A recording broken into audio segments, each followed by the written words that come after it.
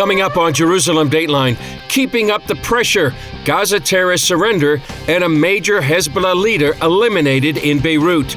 And looking ahead, the challenges and opportunities facing Donald Trump in the Middle East. Plus, CBN President Gordon Robertson interviews Mike Huckabee, nominee for U.S. Ambassador to Israel. And after decades of fighting for survival, what's next for Iran's ethnic minorities? All this and more coming up on this edition of Jerusalem Dateline. Hello and welcome to this edition of Jerusalem Dateline. I'm Chris Mitchell. Israel is winning more victories in its war on Hamas and Hezbollah. And President-elect Donald Trump's choice of Mike Huckabee for U.S. Ambassador to Israel continues to gather praise. Here's the latest, followed by an excerpt from the 700 Club with Gordon Robertson and former Arkansas Governor Mike Huckabee. In waves of attacks, Israel is systematically destroying Hezbollah sites in Beirut and other Lebanese cities. The IDF says Hezbollah spent years building weapons manufacturing facilities in civilian neighborhoods. Before the attacks, the IDF sends evacuation orders to prevent civilian casualties. Over the weekend, Hezbollah spokesman Mohammed Afif was eliminated.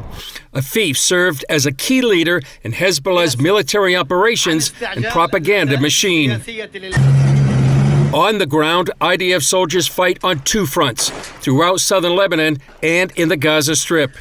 In Gaza, more Hamas terrorists have been surrendering, a sign of how much the Iranian-backed terror group is being defeated. As for the war in Lebanon, media reports say there may be a ceasefire, but both the IDF and the terror group Hezbollah seem determined to keep on fighting. If this organization continues to fire, we will continue to fight, to implement plans, to go further, conduct deep strikes, and hit Hezbollah very hard. While the fighting goes on, observers note President Trump's election could have a profound impact on Israel's wars and the entire Middle East. Many consider the first Trump administration the most pro-Israel in American history. He acknowledged Jerusalem as Israel's capital and moved the American embassy there. He also agreed Israel should possess the strategic Golan Heights, and his White House pushed for the Abraham Accords, forging alliances between the Jewish state and former Muslim foes. Trump, in his second term, faces many challenges in the Middle East, but also opportunities, including adding more nations to the Abraham Accords. One of the thorniest problems is dealing with Iran, which supports proxy wars against Israel and is threatening to retaliate with more missiles after Israel's attack on October 26th. Soon, the Islamic regime may be armed with nuclear-tipped missiles, which it's threatened to use on Israel. They could also target the U.S., which the mullahs label the Great Satan. There's also much talk now of Israel annexing Judea and Samaria and the end of a dream of the Palestinian state. I think it's impossible to speak about a two-state solution because it will never happen. You cannot draw a line that can divide and separate the population. Regardless of President Trump's views on Judea and Samaria, his pick of former Arkansas Governor Mike Huckabee for U.S. Ambassador to Israel is seen as a positive move. Huckabee, who first came to Israel more than 40 years ago, says he's passionate about this calling.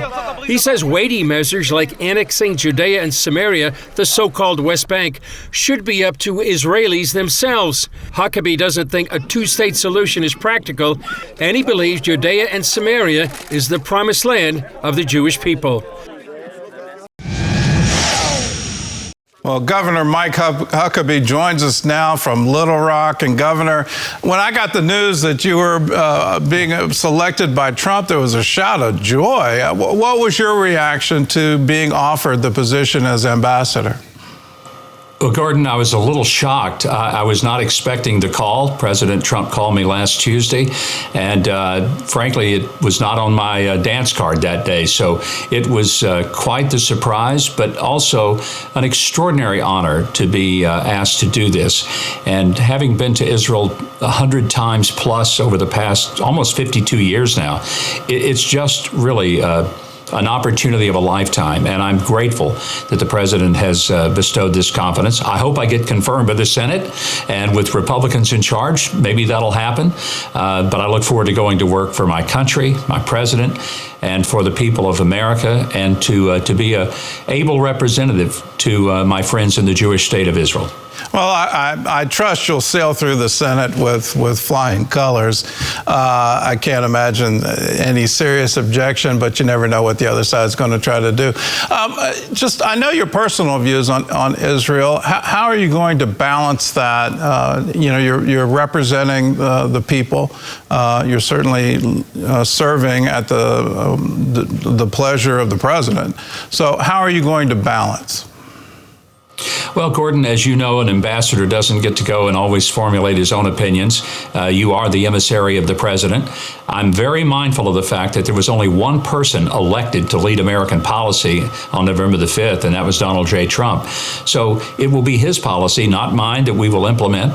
But if the past is any sort of prelude to the future, it bodes very well for an excellent relationship with Israel. Look at what Donald Trump got done. The Abraham Accords were historic. He should have been given the Nobel Peace Prize for that.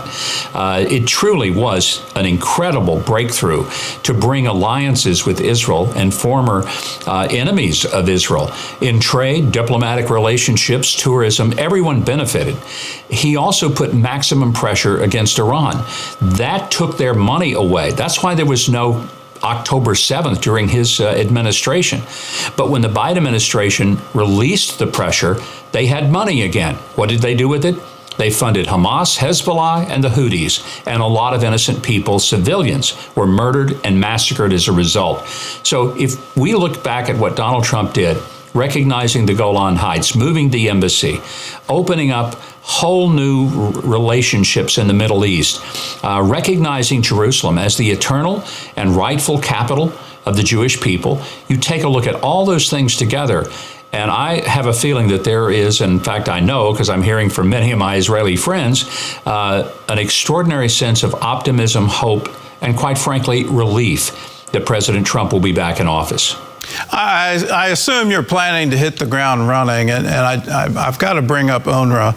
The Biden administration, it just amazed me. In the first week in office, he restored funding for the UN Relief Works Agency. Many of their employees were involved in October 7th. Can we hope that will finally go away? Will the U.S. move not just to stop our funding, but will it move to eliminate UNRWA from the UN? Gordon, I certainly hope so. I look at the team that the president has put together for foreign policy, Marco Rubio at State, Elise Stefanik as UN ambassador, and what I see are people who recognize that the UN is a hopeless organization. I don't get to make the decision, but if it were up to me, we'd jackhammer the whole thing off, float it into the East River, and invite anyone who would like to have it to come get the thing and take it with them, because it's become a disgrace. And what our policy will be is not my decision to make. I would just tell you that it is an organization that has continually looked the other way at horrific human rights abuses, and then even put some of these bad actor states in charge of human rights. It's absurd, insane, and unfortunately, it's also been very hostile to Israel, which makes no sense whatsoever, since Israel is the only true democracy in all of the Middle East and the most free, liberated nation there is. So there ought to be an appreciation for what the people of Israel have done for their citizens, and even for those who don't like them. But I'm not sure we'll ever see that at the UN. Coming up, straight talk from Mike Huckabee, nominee for U.S. Ambassador to Israel. Well, what are we going to see on the ground? Former Ambassador David Friedman, who has strongly endorsed you as ambassador, has put out a book, One Jewish State, calling for the West Bank, Judea, Samaria, to be now included in Israel's territory, and essentially establish Jewish sovereignty, Israeli sovereignty over the entire territory. Is that even possible? I interviewed him and I said, you've thrown a bomb into American foreign policy. Is that a dream to hope for? Well, David Friedman is a very close friend, and he's been so supportive since this announcement. I think he could have gone back had he wanted to. So I feel blessed to be able to follow someone of his stature and expertise. I do agree. His book is, frankly, a real blueprint. Now, whether it will be the policy, I don't know. But I personally, again, I want to make clear, personal level, I'm not speaking for the administration that will be upcoming, not speaking for President Trump. But this idea of a two-state solution has always been nonsensical to me. You can't have two people claiming the same piece of real estate, and one of those two parties doesn't believe the other one should even exist. That is not a recipe for success. It's a recipe for confusion, disaster, and absolute mayhem. So we've got to quit talking about it. And Republicans have been just as guilty as Democrats over the years, Gordon, as you know, trying to pretend that this was a real solution. It's not a solution. And everything that has been put on the table, everything has been soundly rejected by the Palestinian Authority and by all of those who claim to be part of it. So for anyone to say, well, why doesn't Israel do X? I tell you why. Because when they do propose anything, it's every single time rejected. And one thing we need to put a bigger focus on that the Biden administration has failed in, let's talk about those Americans who are still being held hostage. Maybe 7 Americans still hostage in Gaza, held by Hamas. That should never have taken this long, over 400 days, and that's inexcusable. Well, I'm going to ask you to speak from your heart. You're talking to evangelical Christians. It's certainly not lost on me the importance of you as an evangelical Christian for the past, my near-term memory, it's always been a member of the Jewish community from America being appointed as ambassador to Israel. You as an evangelical Christian, how can Christians pray for you? How can Christians pray for Israel? And what do you view as the significance of your appointment? It is significant. To my knowledge, I'm the first evangelical to ever hold this post, if it happens, and I trust it will.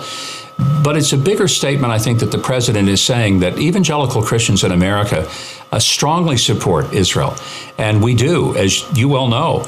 And I think it's important that as really a group of people who understand how important Israel is, not just to a relationship with the United States, but to peace in the world.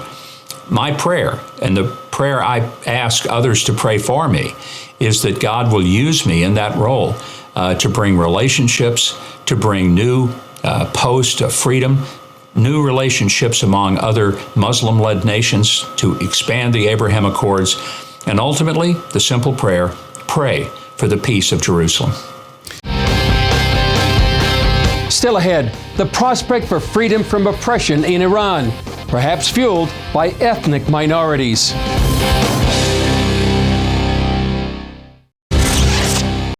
Israel is warning Iran if it attacks the Jewish state again, it will face devastating consequences. But a number of opposition groups represents perhaps an even greater danger to the mullahs in Tehran. Recently, Israeli Prime Minister Benjamin Netanyahu spoke directly to the Iranian people. Yet there's one thing Khamenei's regime fears more than Israel. You know what it is? It's you, the people of Iran. That's why they spend so much time and money trying to crush your hopes and curb your dreams. Well, I say to you this, don't let your dreams die. I hear your whispers. Women, life, freedom. Iranian-American filmmaker Houman Halili is fueling those dreams through 18 banners posted throughout Israel, celebrating those women defying the regime. I wanted to inspire the women of Iran to keep fighting because what they're doing takes so much courage to show their hair. And when someone gets murdered, I don't want them to be forgotten.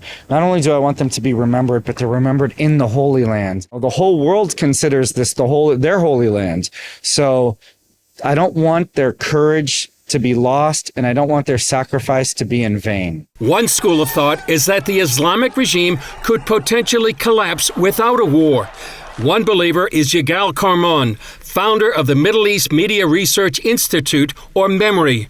For more than 25 years, Karman, a former IDF intelligence officer, has helped bridge the language gap between East and West by translating multiple languages in the region through MEMRI. This is the big thing, no one wants war.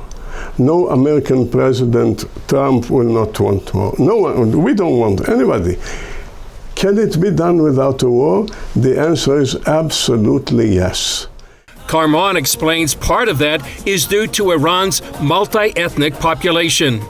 Iran, let me explain, is made up of 50% almost Parsis. Some of them are opponents of the regime, many, and some are the regime guide, the Ayatollah's guide, the Islamist Shiites. The other 50% are ethnic minorities which are repressed for many years by the Islamic regime.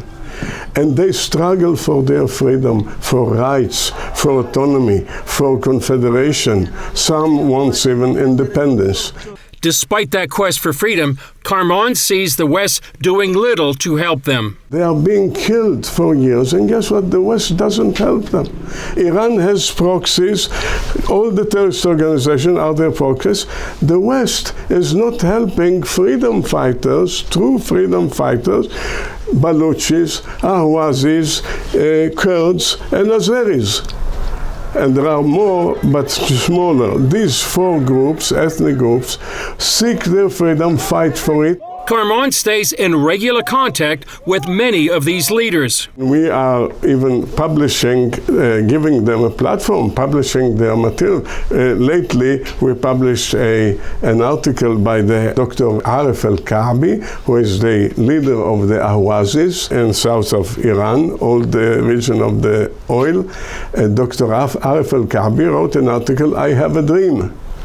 I have a dream, and he explained what is the dream. It's a beautiful article, a dream of peace and understanding and of freedom. Freedom of the control of the crazy Ayatollahs. That's the only name for them. Another leads the Balochis ethnic group. We give him a platform about the plight of the Baluchis that are repressed by the Iranian regime to the ground and killed. And there are the Kurds, and there are the Azeris. We are in touch with all of them. We give them platform, but it's not about a platform for presenting their positions, their dreams, their hopes. It is about help with money and weapons. It is not the war of America. It is their war for autonomy, confederation, independence. That's why Karman believes the West should get more involved. They need to be helped. This will remove the Ayatollah's regime like that, if the West helped them. Any help ending the Iranian regime would transform the Middle East, and that's a dream Netanyahu wants the Iranian people to believe. The regime wants to destroy your future as they seek to destroy our state. Well, we won't let that happen. I have no doubt that one day in a free Iran, Israelis and Iranians will build together a future of prosperity and peace. That is the future Israel deserves. That is the future Iran deserves. Together, let us turn this beautiful dream into a reality. Up next, Israel and Prophecy. Author and journalist Joel Rosenberg offers his take on the latest.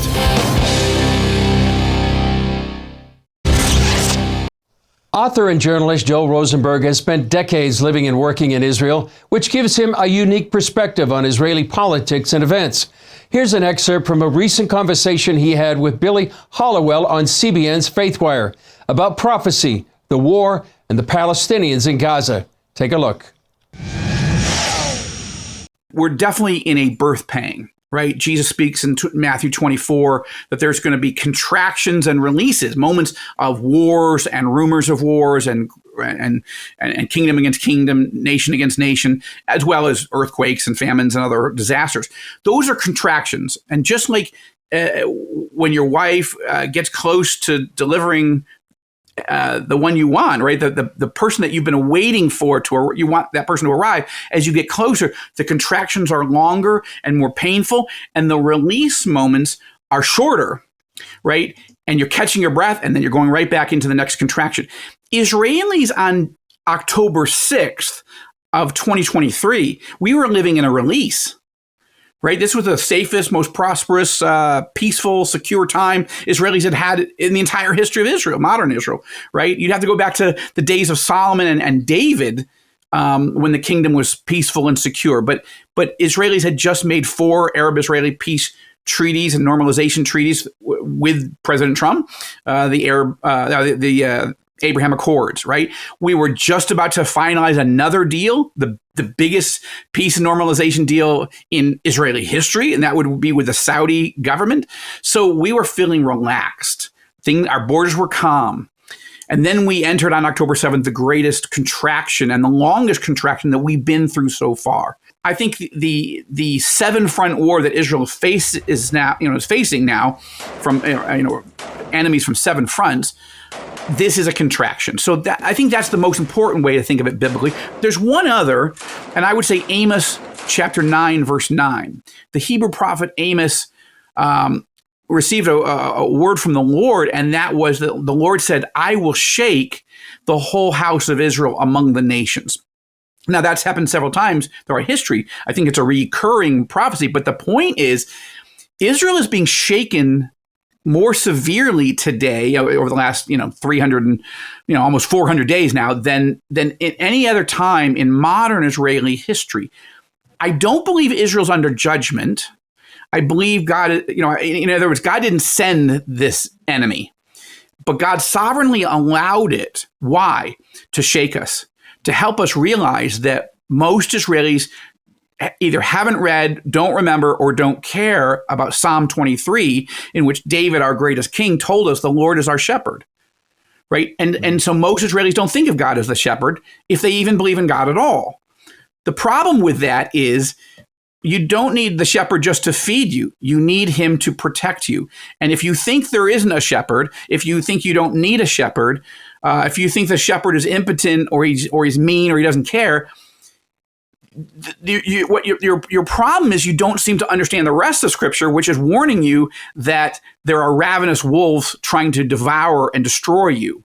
And that's what happened. Israelis forgot temporarily in their feeling of security. We forgot as a nation that there are ravenous wolves trying to destroy us. It seems astonishing to think, how could you forget that? You're Jewish, right? Yes, but it shows what a moment of release, of security we felt like we were in. But I think this is a wake-up call. I will say one last thing, and that is, I believe that the Palestinians of Gaza are going through a judgment, a biblical judgment. The Abrahamic covenant, Genesis 12, 1-3, is clear. God says, I will bless those who bless you, Abraham, Isaac, Jacob, Israel, and I'll curse those who curse you. Now, if you curse Israel every day for 76 years, and you elect a genocidal government, even if later you don't want that, but what are you going to do now? And so this is, I believe we're seeing a judgment. Doesn't mean God doesn't want to show mercy. Also, we need to pray as Christians. Who else is praying for the Palestinians? We need to be. We need to show compassion. But there's a judgment going on from 76 years of hatred, hostility, cursing, and now, an attempt at genocide against Israel and the Jewish people. Well, that's all for this edition of Jerusalem Dateline. Thanks for joining us. And please keep praying for Israel, for the peace of Jerusalem, for the IDF soldiers and all those caught in harm's way, and for the hostages in Gaza to come home. I'm Chris Mitchell. For all of us here at the Jerusalem Bureau, we'll see you next time on Jerusalem Dateline.